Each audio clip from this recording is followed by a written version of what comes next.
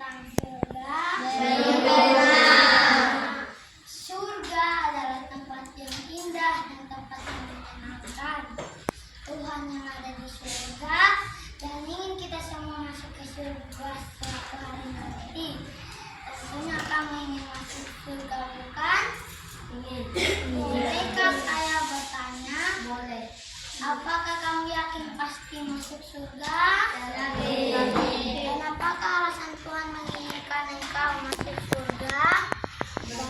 Orang berkata kita harus berbuat baik, taat orang tua, rajin beribadah, dan melakukan perintah.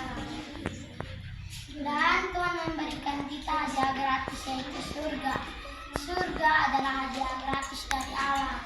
Yang namanya hadiah kita tidak perlu membayar. Surga tidak didapat karena kita berbuat sesuatu, seperti kita rajin beribadah, rajin berdoa, rajin membaca Alkitab, atau rajin melakukan hal yang lain-lain. Surga juga tidak didapat seperti kita layak atau pantas menerimanya.